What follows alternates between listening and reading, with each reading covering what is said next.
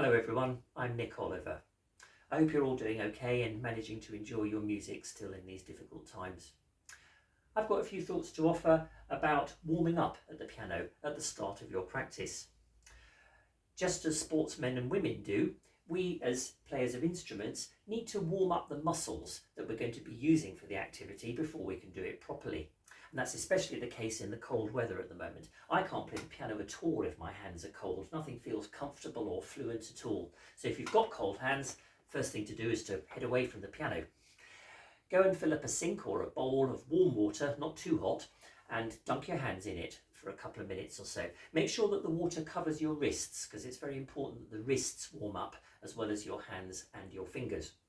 So now that you've got warm hands, back to the keyboard. And I'm going to start with a simple 5-finger exercise. So right hand thumb on middle C, left hand little finger on the C below it, and just the 5 notes up and down. And then the minor version. You can do it in contrary motion if you like, makes it sound a little bit more interesting.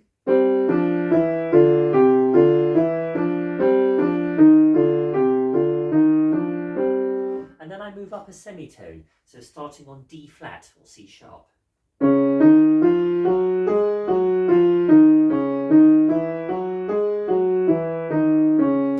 the value of switching between major and minor like that, and of moving up the semitones, is that it puts your hands in slightly different positions each time.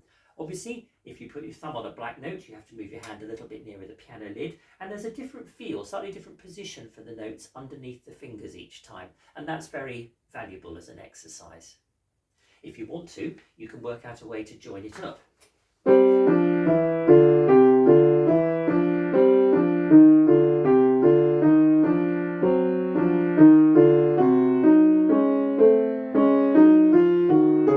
And so on, only if you want to.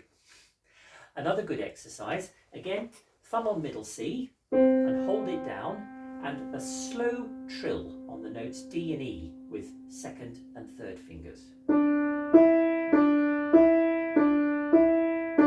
Then hold down the D and repeat the trill on E and F with the 3rd and 4th fingers. Then holding E, and not forgetting the index finger and the thumb, so I'm going to keep my 3rd finger holding down E and trill on D and C.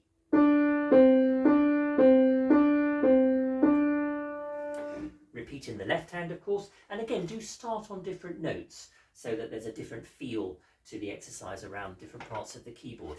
And the value of holding down a note like that while you exercise the 2 fingers adjacent to it is that it really promotes independent movement and activity of the fingers. So no one finger can rely on its neighbour to help it lift up and down. Each one has got to do the exercise, work the muscles all by itself.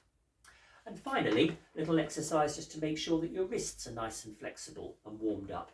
So I'm going to put thumb on middle C and little finger on G, bounce 4 or maybe 8 times on the 2 notes, and then move up a semitone, and so on like that. And that starts to get some good flexibility and looseness and energy going through your wrist. With all of these exercises, remember the basics. Good posture at the piano, nice hand positions, nothing collapsing down there or wrists and shoulders coming up to create tension and stretch in the fingers. Lift each finger quite high when you're doing these exercises and play with really good firm tone, at least mezzo forte, but never forcing or bashing the fingers down on the keys, because that's going to make an unpleasant sound, and it's also not the kind of exercise we want to be doing. So a sound something like this.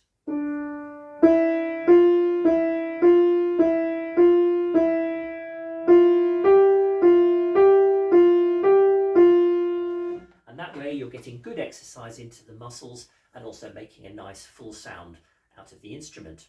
So 4 or 5 minutes of that kind of thing and you'll be in great shape to start tackling your pieces.